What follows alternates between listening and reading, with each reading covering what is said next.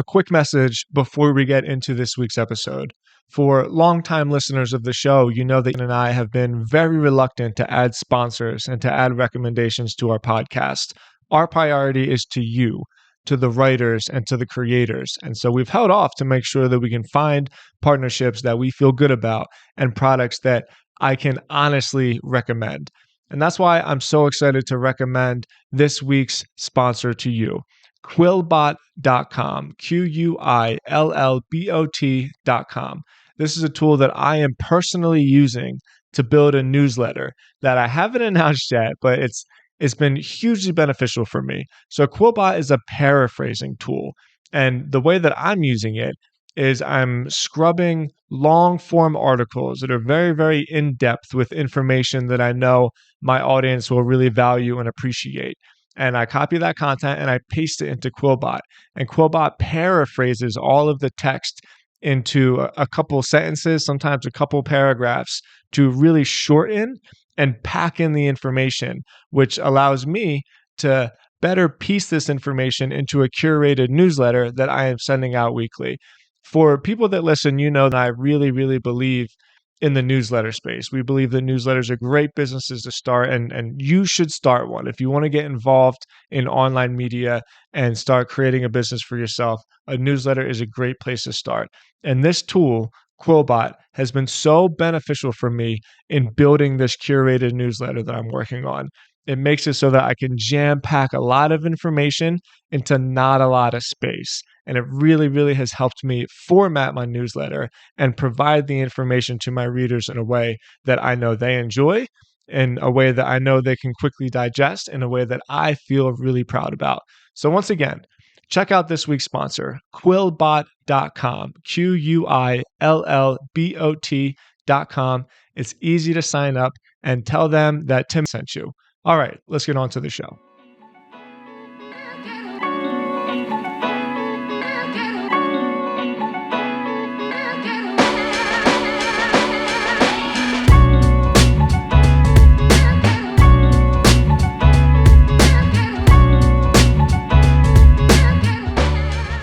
Tim Stoddart here. Thank you so much for tuning in to this week's episode of the Copyblogger Podcast.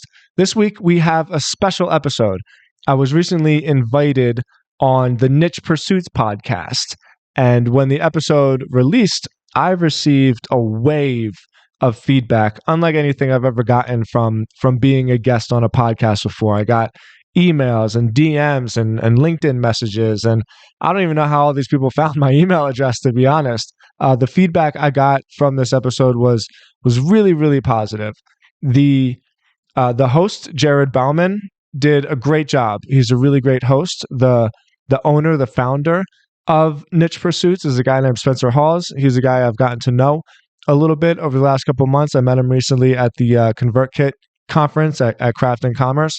And it was just a really, really great episode. So this week we're switching it up a little bit.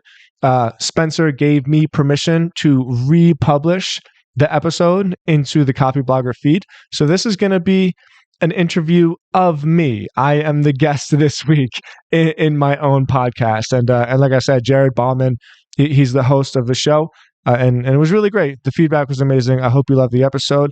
Be sure to check out the website, nichepursuits.com, just like it sounds, nichepursuits.com. You can sign up for their newsletter. You can subscribe to the podcast. They have a ton of great resources on the website. I highly recommend you check it out. And without further ado, I really hope you enjoy this week's episode. All right, welcome back to the Niche Pursuits podcast. My name is Jarod Bauman. Today we are joined by Tim Stoddart. Tim, welcome. Thanks, man. Glad to be here. This is going to be a fun one. I mean, you've got your hands in a couple of different really cool things. I'm curious to see how we're going to take this directionally because there's so much we could talk about. You are with copyblogger.com, a name I'm sure a lot of people have heard of. You've also started a very successful website called sobernation.com, and then you run an agency at stodsyinternetmarketing.com. So, man, welcome to the podcast, and thanks so much for joining. Yeah, I'm really thrilled. Yeah, those are all of my projects, and I'm an open book. So any way that I can be of service to your listeners, I'm looking forward to it. feel like I should start by asking how you managed to do it all, but maybe we'll get to that a little bit later. Give us some back. Like we like to start the podcast if we can by just learning a little bit about you. Maybe catch us up to maybe the last couple years or where you started a lot of these projects you're working on now. Anything you think is relevant. I think where I started is a good story. Um, because people hear Sober Nation and it's not the typical kind of media company that you hear a lot on Twitter. So how did I get involved in such a strange industry? Well, I got sober. I've been sober for a little bit more than 13 years, and basically what happened is, I mean, my life was, I mean, it wasn't like terrible. I'm not trying to make it dramatic, but I was just always in trouble. I was having a really, really hard time. Let's say that. And so I had a cousin who lived in South Florida. I'm born and raised in Philadelphia, and this cousin of mine was also getting sober. He was sober like 2.5 years, I think. And so I just crashed on his couch. I made it about 6 months, trying to figure out what I wanted to do with not just my life, but like period. Like I was I was a degenerate, so I didn't really have a lot of direction. And I was always a writer. My mom was a writer. She wrote poetry a lot. And I've had a habit of just bringing a notebook with me everywhere I go. A lot of times when I do podcasts, I mention on the side of my office, I got stacks and stacks of notebooks. I journal every morning. I have been for my entire life. And so it was something that I just always did. I was given a membership to Success Magazine, Okay. which actually, yeah, 10 years ago, well, it was 12 and a half years ago at this point, used to come with CDs in it, which blows my mind that like kids these days don't even know about CDs. I guess I actually am getting old. But this one particular CD had an interview with this guy named Seth Godin, and I didn't know who this guy was, but for whatever reason, I put it in my CD player. It was a laptop that I bought at a pawn shop, and I don't really remember the interview. I remember being really into it, and at the end of the interview, they asked that kind of typical question, like, "What would you say to somebody who wants to get started?" And he said, "Start a blog, don't tell anybody about it, and write in it every day." And there was just something about that where I was like, yeah, I don't know why I should do that, but I'm going to do that. And so I started up a blog spot for all the OG content marketers like myself. Yep. And I just wrote in it every day, and there was no direction. There was no nothing. Like I would write the most random stuff, how to make a good peanut butter and jelly sandwich. Or I remember I wrote a story about my dog. I had a dog that had traveled across the country with me, and I wrote about my dog a lot basically, and living in Florida because I'd never really been out of Philly before, and so whatever.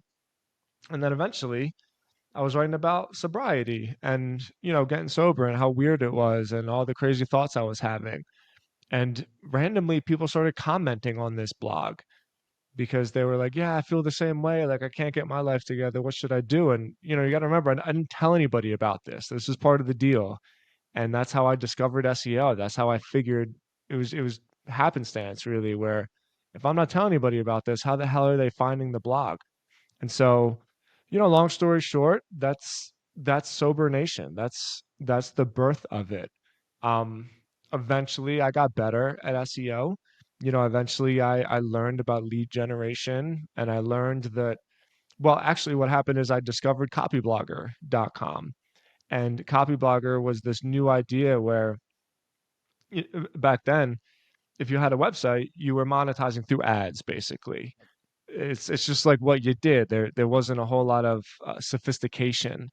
And this guy Brian Clark had this idea that like, no, really what you should do is no ads. You should use your content to become an authority in something. You should write to build an audience, which is common knowledge now, but 12 years ago, this was still a pretty new idea. And so I just went with it. I said, hey, maybe I can be an authority in sobriety. And then the timing was also good. Obviously, people have followed the last 10 years. Opiates really took over the country. And so there was a huge, I mean, let's just call it a demand for treatment services. A lot of people were struggling with the same thing that I was struggling with. And so I was building this huge audience with people that were looking for help. And randomly treatment centers and behavioral healthcare centers started contacting me, being like, man, how are you doing this? How are you getting these people that like kind of need our services? And I was just like, I don't know, I'm just writing shit. I'm just expressing myself. I'm building a community. And and it just happened. Like I worked really, really hard on it, but the timing of it was good as well. And timing I think is really important. My honesty I think was really important because at the time treatment and addiction was way more stigmatized than it is now. Like nowadays everybody knows somebody, right? But I was called a junkie all the time and it just wasn't something that you could do and be cool, right? And I went with it. And so that's how Sober Nation started and I've been working on it ever since. The site is 12 years old. I mean, it's still thriving all of these years later. It's probably the project that I'm most proud of. I don't spend as much time on it as I used to, but it's still a huge part of my life. What were the initial articles or topics or like was there what caught fire in the beginning? What were you able to identify certain things that really caught on? Because a lot of people are, really struggle to get a website off the ground and they go about it from a very SEO standpoint from the outset. But you went about it from the opposite. You just started writing about what was on your mind and sharing thoughts about things. Like what caught fire that allowed you to turn the corner and start thinking about it from an SEO standpoint? Two things caught fire. One was Facebook. So this was pre the doom and gloom days of Facebook, back when Facebook was actually fun and cool and they didn't ruin everything with algorithms.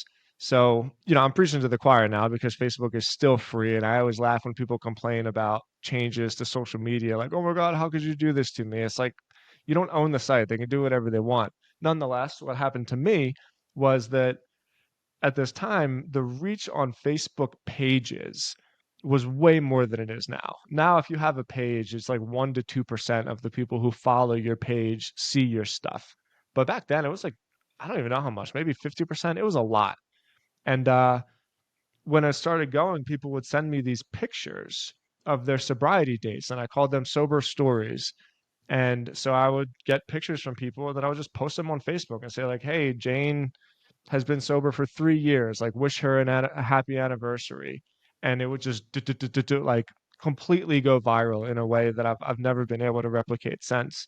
And again, that wasn't necessarily something that I planned. I was just I was I was just letting other people speak through the site, really. I was just letting I figured that everybody wants to feel cool for a moment, right? Appreciated. And I used it as a platform to tell other people's stories. So that really, really helped. However, that didn't really compound the growth of the site because even today, the half life of social media content is just so short Right. that when people build their entire brands on social media, I find it very dangerous because who knows? It's just on a knife's edge. And so the true growth was Copy Blogger. And I tell this story pretty like honestly about how unoriginal it was, but the founder of Copy Blogger was a guy named Brian Clark who I just really looked up to. And anytime an article was published on Copy Blogger, I would take the article and I mean, I didn't plagiarize because they're two totally different topics. Like how do you take an article about content marketing and translate it into an article about sobriety? But I stole, like great artists steal.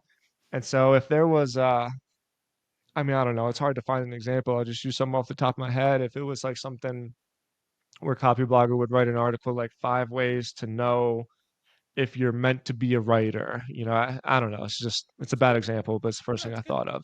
I like it. Run with it. Yeah, I'm just running with it. Yeah. I would just take that same exact thing and then do like 5 ways to know if you're meant to be in recovery. And I would take the formatting, like exactly. I would learn where to put the headers and I would learn where to put the bullet points. And I would see, oh, why are they putting a block quote there? And I started to understand that people read differently on the internet than they do like a novel and they scan. And you need to use these headers and these page breaks and these pattern interrupts to stop them in their tracks and to capture their attention. And then eventually I learned about email marketing, and I learned that I can build a newsletter from it. And then I figured out how to use email to sell products. So Sober Nation didn't actually have products; it was a lead generation site. But nonetheless, like I would take the same concepts and figure, okay, like I can create automations, I could put a CTA here, and I can start measuring these things. And so the the brand growth, let's call it, came very much from Facebook. And I can't take credit for that. I was just telling other people's stories for them. But in terms of the technical marketing, Mhm. what's the word? Acumen that I got from it, I would just see what Copyblogger did, and then like I would just do exactly that in the most rip off way I possibly could, and that was my strategy. And honestly, I'm like still doing it till this day. They say it's the greatest form of flattery, you know. So, I think Yeah. there's something to that. I think that people listening can probably take. I mean, um, it's fascinating when you really deep dive, whether it's companies or people that have spent a ton of time in that specific area. You know, I mean, Copyblogger was known for masterfully teaching exactly how to create and structure content in a way that was readable, digestible, and that got people to engage. So I think it's really good tip there. Let me ask you if you could, like, if anything you're willing or able to share about where the site is at now, and maybe we can use that to unpack some of the strategies that you use, like in terms of whether it's traffic or revenue, or in terms of how you've structured the site too. You know, you talk about email being a big deal. Like, just give us an idea of where the site is at right now. The site does great. Um, it never turned into like the multi-gazillion dollar business that I would dream about at night. So I personally make probably like 250 grand a year from it after taxes. But what the site, so the real value of Sober Nation, and it's a thriving business, and 250 grand is a lot of money, and I'm very grateful for it. I'm not like minimizing that at all. But the real value from it was that all of the lessons that I've learned in terms of what to do and what not to do and all the experiments, it's kind of one of those things, as it always is, where if I know what I know now and I were able to go back 10 years, like the site would be a huge monster, because I never would have made all of the mistakes that I made and just gone right for the good stuff, right? Like right Yeah. for the meat of it. I tried so many things and all of it failed basically. Um, but I learned technical SEO, which is different from blogging, which is different from telling stories. And I learned technical SEO through the directory that we built. So essentially, the business of Sober Nation is listing treatment facilities that are looking to get their services in front of people that may be struggling with substance abuse or substance use disorder. And those facilities like to align their services with people that are looking for their services, just like any other business would. And so the way it monetizes is a lot more technical. So I know it's a little bit nuanced, but it's like an important lesson for people that may be starting out to get, because traffic does not mean money. And this is like a huge lesson where I used to be able to write these posts about like a list post or something. And I would post it on Facebook and I would just look at the analytics, the live analytics, and see like there's 3,000 people right now reading this website. And I posted it 10 minutes ago. But I'd always feel a little strange about it because nothing happened, Mm. right? Like nothing happened from it. I guess I could have put ads on the site and become like the Huffington Post of recovery, but I don't know, I didn't want to do that because the idea of copy blogger and content marketing and selling your own products and services was so ingrained in me that I just felt like I was cheating. And so understanding the model, understanding that there's a difference between traffic and serving my customer was a huge lesson for me. And it was a hard one for me to learn, really. It took me a long time to really just put the pieces together. Whereas sometimes we have this dream of having this vision where I can just express myself creatively, and everybody wants to do that, but that's not going to help you pay your bills. Maybe it will. It's doubtful that it will. Like you might just find an avenue where it works, and if that's you, then awesome. I'm happy for you. That was not my experience, and so the magic of Sobernation in a lot of ways isn't the actual revenue that it generates. It was just those hard fall on my face lessons that actually made me a better entrepreneur to execute and tackle the other stuff that I've started. I'm glad you mentioned the directory on the site because as I was preparing for the interview today, I ran into that, and it seems like a really good way to take what you're doing. A lot of people listening are going to be maybe more on the content creation side of things where they create content, but exactly what you talked about. Traffic becomes the modicum of success, but then what do we do with that besides maybe putting ads on it? Where does it go? When did you learn that your content that you were writing, the style of content you were talking about at the beginning, when did you learn how to transition that into something that could be monetized so that you weren't just getting a lot of page views? And maybe, if you could share some tips with people who are probably maybe struggling with the same thing. When did I learn it? I can't recall a particular moment when it clicked for me on Sober Nation itself, but this will tie into Stodzy a little bit. I know sometimes when I talk about things, it seems like there's a million pieces, but I promise they're actually like much more connected than it seems, and it's not as crazy as it seems. But Sober Nation was almost like a lead generation for my clients, but also for myself, because that's one of the other unsung values of having a media site is people just know you. They know about you for a particular thing. And so word was getting out about me like, hey, this guy has really cracked this code in this industry. And so through the people that were contacting me, I would say, yeah, sure, you can advertise on my website, but you don't have a website. Like, you don't have anything. I don't even know what you want me to do for you. And so I thought, why don't I just create a service business that serves these facilities, these behavioral healthcare facilities? Because I'm going to get into the weeds here a little bit, but most treatment facilities and even hospitals and anything, they're all run by clinicians, and clinicians are academics and they all suck at marketing. Mm-hmm. And I'm not saying that to insult them. Like they suck at marketing the same way I would suck at writing like a 30-page research paper. It's just not what they do. And so okay, I'm really getting to the point. Once we started this agency, I was doing what a lot of agencies do, where you try to get traffic and you try to get social media shares and hey, look at all of these likes that we got for your facility this month. Like really cool. And the response I always got was great, but my phone's not ringing. Mm-hmm. And that was hard, man, because like I've had this conversation a few times with people where it's not just a realization, it's like a real looking at yourself in the mirror moment where you just have to face yourself and you have to face the truth. Where agencies in particular, but all businesses, the ones that succeed are the ones that actually are brave enough to measure their success against the metric that their clients give a shit about. Because a lot of times you just say, hey, I'm going to do all of this stuff and it's going to be so cool. And, like I said, look at all these retweets I got, but who cares, right? The phone wasn't ringing for my clients.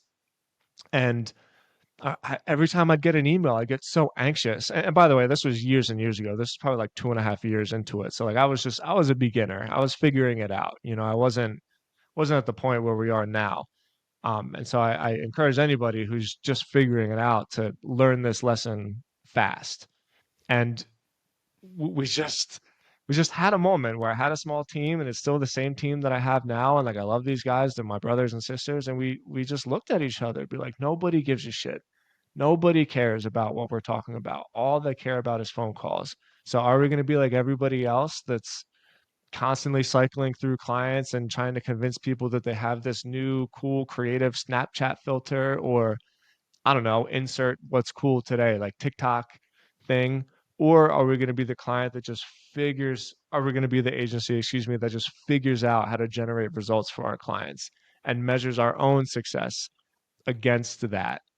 And that was the moment when not just me as a person and like as an entrepreneur, but the success totally took off because it's a hard thing to do. Like it's hard to look at something that you care a lot about and be like, this isn't that good. Like what I'm doing isn't that good. And you can always find ways to make the argument why, yeah, but look at what we're doing over here. And like, it's still worth this much money. Somebody should pay for it. But really, they shouldn't. They should fire you and they should find the person who's having that hard conversation with themselves and is actually generating that KPI that they pay for. And so I never had that moment, like you said, with Sober Nation in particular. That moment came through Stodzy, and really it came through the anxiety that I would feel when clients would send me emails about, like, hey, what's going on here? Like, when's this going to start working? When am I going to get the results that I'm paying this money for? And then it took me another couple months to build up the courage to actually, like do the damn thing and acknowledge it. But I don't know exactly when that was. We were all still in Florida together. It was in the office. So, I mean, 7 years ago, probably 2016, something like that. Um, but I remember the moment very well. For the majority of like if we had to bucket Sober Nation's kind of revenue, is it from these listings and from these ad placements that companies get to have, or is it from other types of traffic? No, it's exclusively Yeah. about exposure. That's I could, it's one of these things where you have to stay focused on something. And I love the site. One day I still hope I can get rid of everything and just work on Sober Nation. But as of right now, it's singularly focused on the directory. Hmm. And I'm totally fine with that. Like that's in a lot of ways I also think about why would I change anything? Because everybody's happy and like why would I make life harder for myself? But I have a really bad habit of like fixing problems and then finding new problems to put into my life for like no reason at all. Sounds like you're learning. Sounds like you're learning. I could take a Yeah. page out of that playbook. The Yeah. I mean, I would say from afar, you are clear. Like you're kind of a bit of a masterclass in specialization. Um, like you have a website that did really well because you honed in on a certain topic and you grew that audience, and then you started adding pieces to that puzzle that solved their problems, which were listings and directories for for rehab facilities. And then you started solving these people's problems by opening an agency that could help them with their marketing, because for most people probably, or for at least a lot of these rehab places, just a listing in your directory might not be enough to drive traffic.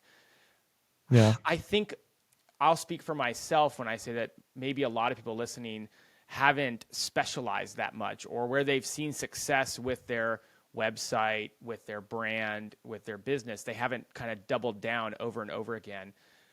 Um, how do you look for that in what you're doing, and how did you? And I'm trying to unpack here, like directories. That's probably something that's got a lot of people's minds going that they haven't even thought of. Actually, offering services to the clients that their website is attracting is probably something that people haven't thought of, or at least a lot of people listening. How did you keep finding this? And again, any tips for how to keep diving down that road? I look for them for sure. There was a on my podcast, the guy oh my God, I'm totally forgetting his name. I just talked to him like 2 days ago. This always happens when I'm live. Exploding ideas.co. Oh yeah. He had a really good line about the angle when he looks at something. Like, is there something different that I can bring to the marketplace? And for me, it's not really Eric. Eric is his name. Jesus, thank God. I was getting really nervous that I was never going to remember that. And I think that's so valuable because everybody can do the regular thing. And I think what people miss is that your angle doesn't have to be big at all. If you have 1,000 people that are following you for a very, very particular thing, you can totally build a business if that's what you want to do, or at least make a living. You can provide for yourself with 1,000 followers. Granted, it's in an industry that has motivated buyers, but but the answer to your question, I'm brainstorming this a little bit, is that I look for them. I don't do anything that is generic. Again, this is another Seth Godin thing that I keep top of mind real quick, where you can't Amazon. You can't like out commoditize the huge commodities basically of the world, because that's a race to the bottom. And being a race to the bottom, sometimes that's a good race to be in. Like if you win the race to the bottom and you get to be the most affordable, most commoditized widget company in the world, that's really, really great. Most likely you will come in second place or third place or fifth place or 10th place. And that's the absolute worst place to be, because like you're not the cheapest, even though you're trying to be the cheapest. You're not the fastest, even though you're not trying to be the fastest. And so I always race to the top. Anything I'm doing, I'm very, very meticulous about finding a way to race to the top. And so you can see that. You mentioned directories, and we don't have to talk about directories. I'll kind of hint on them. Oh, I But want to talk Sober about Nation, directories. So that's like oh, the the next three directories are questions. the best. I want to hear all Yeah, about directories. they're the best. Seriously. Um, so Sober Nation was actually the first directory that we built, and I say we intentionally. If you go to recoverylocal.org, there's actually four of them that we built. So getting a little technical with SEO, Sober Nation is like the biggest media site, but in terms of the directory, it's SEO'd for drug rehab keywords. There's Detox Local, which is SEO'd for drug detox keywords. There's Your First Step, which is SEO'd for addiction treatment keywords as opposed to drug rehab keywords. Google these days basically sees those phrases as like the same exact thing, but every time Google tells me about like semantics and hummingbird, I'm always skeptical, because anytime I do an experiment like this where I just create mirrors of themselves and separate the keywords very specifically, they rank for different things. And so I still am on the side of the argument that like, yeah, Google's pretty smart, but be specific with your keyword and tell Google exactly what this website is about. And it's paid off for me. And then medicallyassisted.com goes after basically like Suboxone clinics or Vivitrol clinics. So like people can take shots these days to make it so that they don't want to drink. And then we're actually building another one about mental health facilities. There's a huge mental health problem going on in the country, and so we're building another one. And then after that, we'll probably do something in the eating disorder space. I have, me not personally, but eating disorders have affected people that I love very, very much, and it's brutal, man. It's something that I'm like really passionate about. So we have all of those directories going, but look, we built directories for moving companies. I've still building a directory for stem cell clinics. That's something that I'm like really, really passionate about. The problem with that is just the FDA in America is a lot stricter with stem cell clinics than they are in places like Panama and stuff. So every time I get it going, I have to book a deal with somebody in like Panama or Germany who can actually buy the phone calls or buy the listings, and it's just not there yet. So there's a couple of roadblocks on that. But I mean, shit, go to yourboulder.com. That's a local business directory site that I built for Boulder, Colorado. Um, Pick anything, any city, any industry. There's a guy, his name is Chris something. He even just made a course called Successful Directories or something. He goes about them on selling featured listings on a directory, and that's definitely a way you can do it. My approach has actually been the opposite. My approach has been a free directory. Get as much content and as many pages as you can, and each one of those pages is SEO'd for a certain keyword and like a certain location, so cities, townships, whatever, and then use that traffic to sell something. So you can either sell tickets to events if it's a local directory like your Boulder is. Sometimes the directory even just creates an email list, which is really what your Boulder does, where the directory itself is just all of the traffic, but it's such hyper local specific traffic that people sign up for the newsletter, and then, I sell ads against the newsletter. So yeah, for me, I know I'm getting kind of dorky right now, but I really love directories and I love the technical aspects of them. For me, directories have been, I mean, just killer. And nobody does them because they're not sexy, Right. because they don't look cool on Twitter. And I, I don't know, this is like a little side rant a bit, but there's so many times where I want to take people and just slap them and be like, stop, like build a business that makes money. Stop chasing this weird thing. Like you don't have to be Gary V. Like I don't know why you would even want to be Elon. Don't do that. Just make money and live a life, and like be content and successful. But I don't know. What do I know? I'm just building these boring ass directories that all make a ton of money. I would like to know more about these incredibly boring businesses you have that make money. Let's say that I have a website that has traffic and I have niched down to some degree. So I have an audience that comes that is about something specific. I think we all probably know the high levels of what it takes to make a directory. And there's plugins that can help. There's technical SEO you have to put into place. But what are the things that most people miss when it comes to starting a directory? Like I'm thinking, I have a website in my mind right now that would be, I feel like, perfect for a directory. But I feel like if I went to go set one up, there's probably one or two things I would miss along the way. Yeah. Uh, URL structure is probably the biggest one, and it's a tough nut to crack because there's some really good directory plugins, even platforms out there. Uh, One of them, the one that I've used the most to start directories, is really just called Business Directory plugin. That's what it's called, Business Directory plugin. But the URL structure on it sucks. Where let's say I'm building a location based directory. What it's going to do is url.com/location.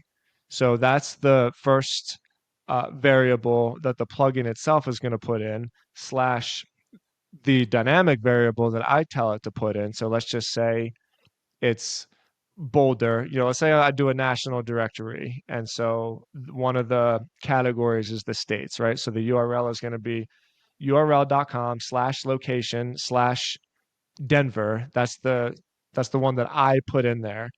And then slash listing, that's the one that the directory puts in there, Yep. slash name of the listing, so name of the business.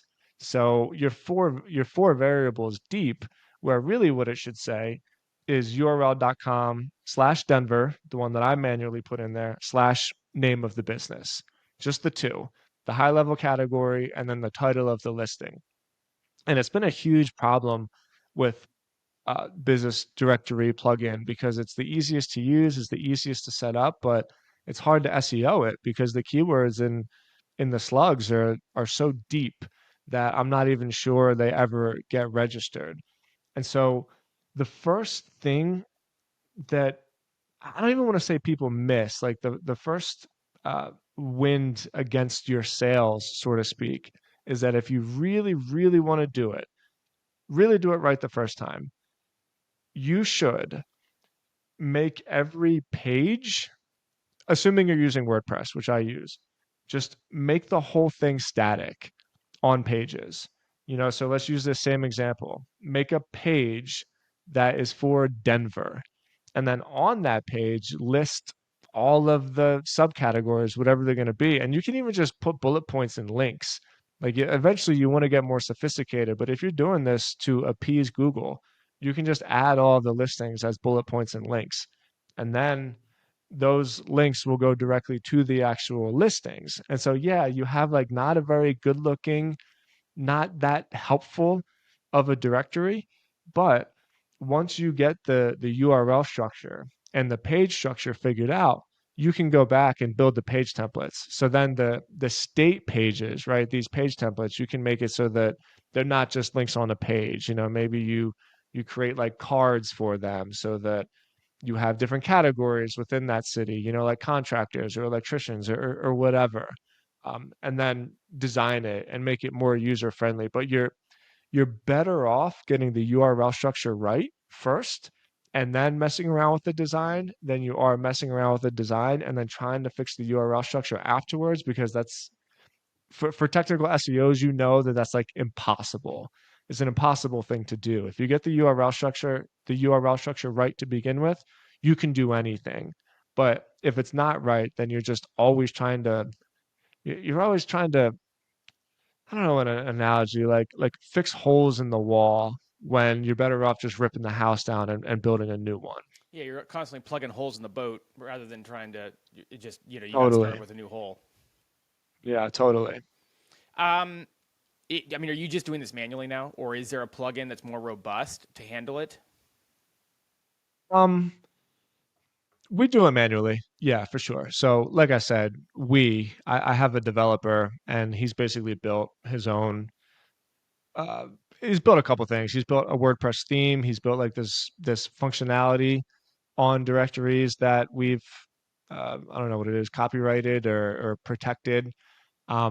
So yeah, it's a much more sophisticated process now, but I still totally advocate anybody who's listening to this to start off doing it manually, and it'll suck, man. Like it sucks making these links and trying to structure these things perfectly the first time, and it's worth doing. It really is. It's really worth doing.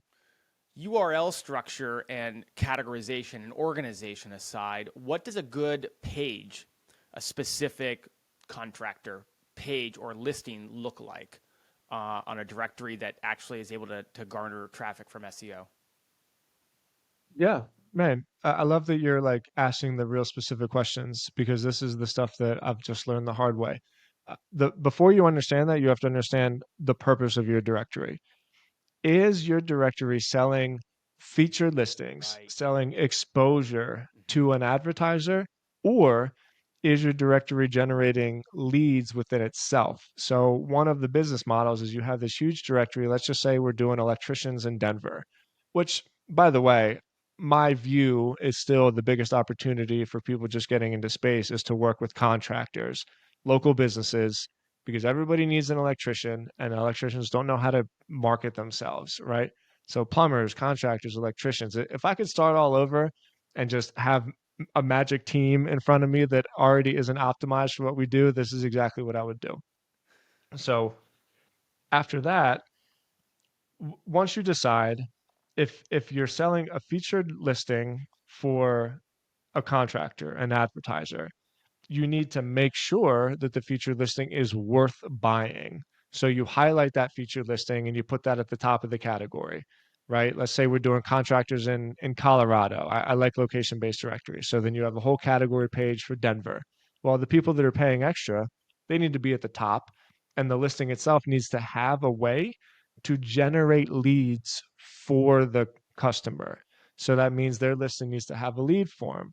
Their listing needs to have like a very easy to see phone number that when somebody calls it goes to the contractor directly. Uh, you want to make sure there's a map on it, and you can API into Google Maps to do Mm-hmm. this so that they can get the directions right from their phone. But if somebody calls the phone number on their listing, you still get credit for it, and not Google. Like so, you have to track all of those numbers, which you can do through call tracking metrics, or you can even do it through like Voice or excuse me, Google Voice. Okay, so that's assuming that you're selling advertising.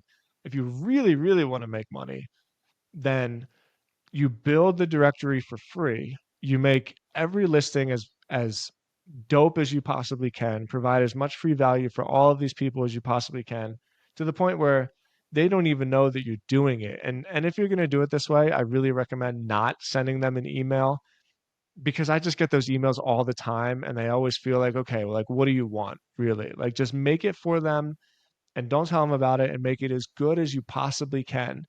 And then send all of, so put a phone number at the top of the website. And that phone number either comes to you or it comes to a call center. And now you're a lead collector and you're a lead aggregator.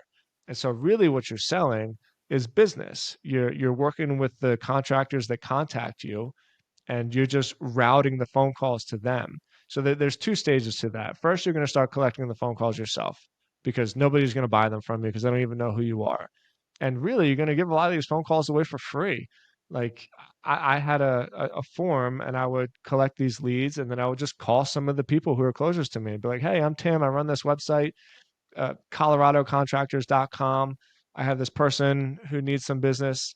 Can I send them to you? And then, of course, I'm going to email that contractor from my email address that says Tim at coloradocontractors.com. They're going to be like, shit, I just got some free business. Who's this Tim guy? And then you keep doing that for a couple of months. And before you know it, you have the goal, the idea goal where I'm getting with, and you can tell I get really excited when I do this. I'm talking too fast, so forgive me. But the goal is to make it so those phone calls just go directly to the contractor themselves, and then they pay you for the phone call. So you can skip yourself, right? You're not responsible for all of that anymore. Now all you're responsible for is the phone calls from Denver go to this contractor, the phone calls from Boulder go to this contractor. You can do it however you want. You can send the whole state to one person, whatever. But then your responsibility is tracking the phone calls and then billing them, right? So then basically your job just becomes generating phone calls and chasing money and generating phone calls and chasing money. So That basically, is the one of the model downsides of the is business is you're advertising chasing money a focused lot, or but lead gen if focused, that's my and you're biggest saying problem lead gen today, focused is I'm fine with it. definitely the most profitable of the directory models. Yeah. Yep, it's the hardest. Yeah. Are you also writing articles around these? So you got Oh yeah. No 25 question. But it's the contractors in hardest. Denver, and are you writing like the You top know, 10, or are you doing features on each of them, and like a contractor spotlight, and you do like a feature and you internally link back to it, or are you just kind of letting the directory go because everything about that directory, just in case in itself, does its work for you?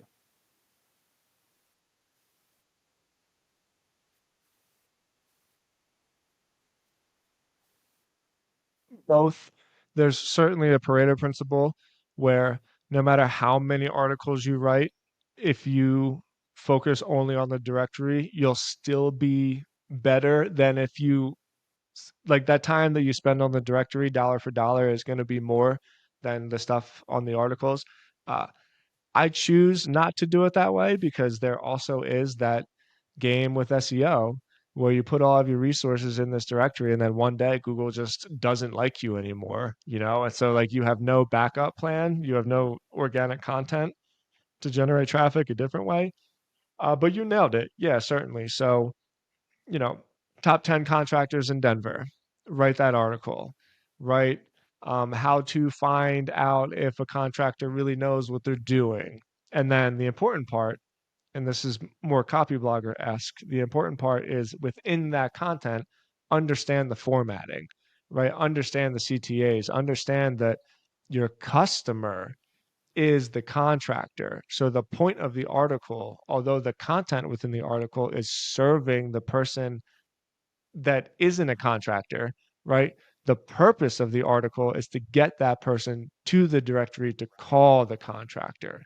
So these are the things I was talking about before, where you have to figure out why you're doing So, what you're doing, man, I feel but like we just got an it, awesome it, 15 it's minutes like of anything directory else. It just building. takes And I'm practice, sure a and then you lot of figure it people, out, if and you're it's like easy. me, you're thinking about some project you have that would probably benefit from something like this, if not a new project, which is a whole other topic. Um, but I do want to ask you about how you do prioritize your time. I am taking a step away from directory specific and now looking because you have three things going on. We've touched on two of them. We haven't touched on the third yet. We've touched on Sober Nation. We've touched on your agency, but you've taken on a third project, which is Copy Blogger, and I'm dying to hear how you balance your time and how you pick where to put energy and focus towards. And again, people listening are going to lean into this because we typically all have a couple projects we're working on, and we have a couple things that we're trying to balance and structure.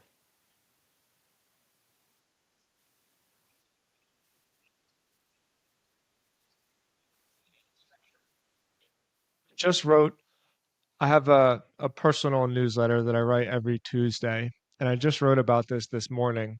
So here's I'll I'm happy to answer this and I'll dive into all of the specifics, but here's the foundation of that question. There's this idea of multiple income streams. And I write about multiple income streams all the time. I'm like fully in the boat that wealth is created from multiple streams of revenue. It's just, it's it's like just data.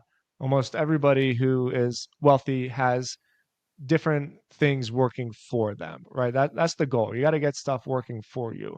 But don't get me wrong, the vast majority of my time is spent on Stodzy because Stodzy is the cash flow that makes the rest of the things possible.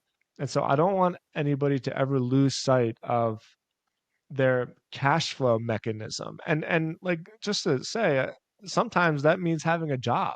Like if somebody has a job and they're making 150 grand a year, like you have your cash flow set up. And I'm not saying quit your job and start a business. I'm also not saying like play it safe your whole life and don't start a business. I'm just pointing out the technicalities behind how to get different sources of revenue working for you. And the most important thing to have is a steady stream of cash flow.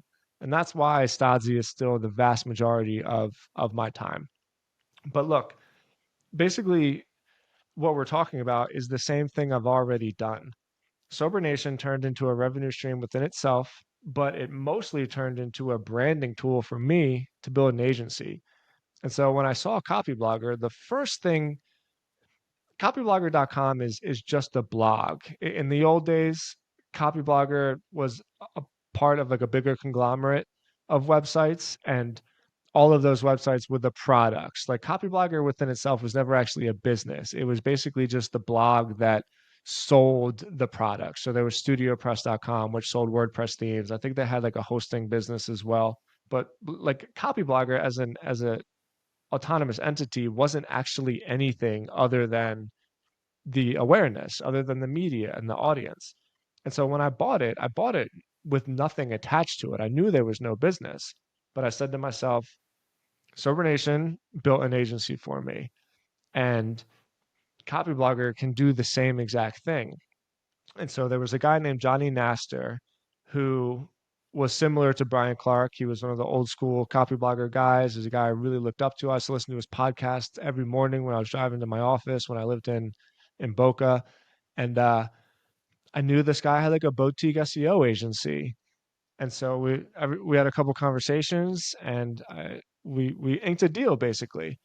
And so that's how digitalcommerce.com was built. That's an SEO agency that I'm a large partner in. But if Stodzy focuses on behavioral healthcare facilities, digital commerce focuses on SaaS products and membership sites, basically enterprise SaaS products and enterprise digital sales, digital product businesses. And so like that, I know I'm getting a little bit stuttery here, but I really want to hammer home the point that it's the same thing that I've always done. Copyblogger is just the audience. And I knew if I could have a service business, I could close deals. I knew if I had a good SEO, if I had the ability to sell a really, really good product, a really good SEO product in a space that I really understood, I could do that through Copyblogger. And so that's the first thing I did. And so, well, I don't know if you heard that horn. That was crazy. And so Copyblogger really started off as a lead gen site for digital commerce. And that's how we got our first clients. And that's how we broke $1 million a year. And it was all just using Copyblogger as a lead gen site. So I didn't go into it with this idea of like, hey, I can build like the next hustle and build the next media company. It was very dry and to the point and to the basics. Right. But once I did that, then I was able to just put Copyblogger into the same system as everything else, you know? And so I'm nothing without my team. If there's one thing that I've done well in my entrepreneurial career, it is like very, very intentionally gone after employees that I know and like and trust. And it's been the same group of us for the last 10 years. You know, there's five of us basically. And like, yeah, sure, employees come and new people join the team and get bigger and bigger and bigger, right? But I have never fallen into that trap of there's someone better out there. I need to hire like a better executive. It's been my core group of people the whole time. And so anytime there's something else to add into it, sure, like new players join the team, but the center of all of it is Stodzy, and the center of all of it is like my family, my people that I build this stuff with. And so, yeah, it's a big machine. Don't get me wrong, and there's like a lot of different names and stuff like that, but it's a lot smaller than you think, just in terms of like the analogy I have is people running around the office and there's piles of paper flying all around, and there's like information going everywhere. It's not that. There's just a small group of us, and the information, we call it workflow, the process of work. We treat workflow as basically what it is that we serve to people. The process of workflow and Nice. information going from one department to another It sounds is like it's is all about the very, very model, that you systematic figured out the and model of calm, mostly traffic and calm. audience generation, which you did with Sober Nation, and then translating it to a product. Obviously, you have a product on there, the directory, but really a different product, which is Stodzy, the agency, and you saw that same line of thinking and that same approach that could play out when you saw Copy Blogger come up for sale.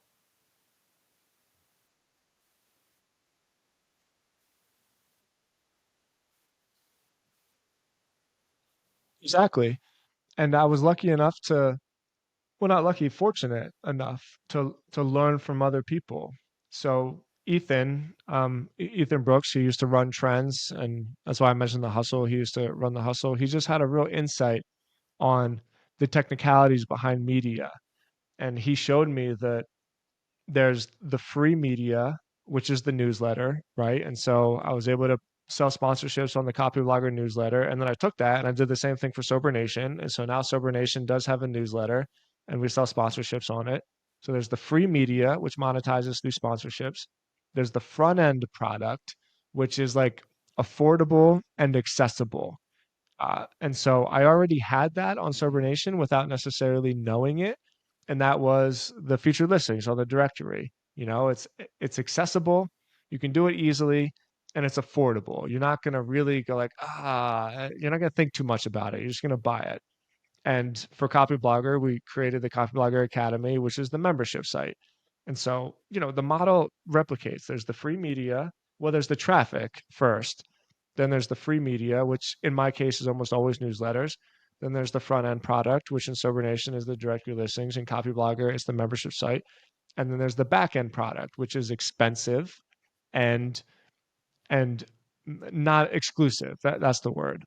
And I don't personally have a product. Like typically for membership sites, this would be like your mastermind. This would be your $10,000 mastermind or whatever. Um, I like agency businesses. I know that, like I said, they're not very cool these days, but I'm not the kind of guy that's going to borrow money from somebody and create a SaaS product that's like probably going to fail and go bankrupt. And so my back end product is high end services. And so it's the same thing for Stodzy. Our minimum deal is like 8 grand a month. For digital commerce, it's about the same. And so it's just this same replicated model of traffic, free media, I have front so many other end, things I could ask you back about, but I end. feel like And that's a then the whole perfect thing place just for us feeds to itself close over out. and over again. And man, what an hour that flew by! I learned so much, Tim. Hey, where can people follow along with you? You kind of teased a newsletter you send out every Tuesday, but where can people catch up with what you're doing and follow along?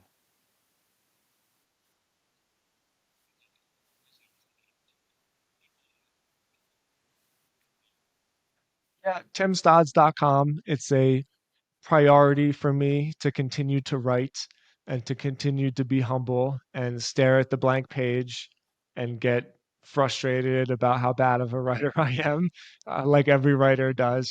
So if you want me and my insights, basically I just share my story. I share what I'm working on. So timstodds.com, TIMSTODZ, Twitter, LinkedIn, it's all Tim Stodds. And follow along. I answer every email, by the way. So anytime somebody replies to my Tim, newsletter, thank you I so always answer much them. for It's coming on another and like sharing so priority of much. mine. So if you got any I'm questions, sure a lot of we people can will be always chat. inspired, and I'm sure a lot of people will have a lot to add to their to-do list now.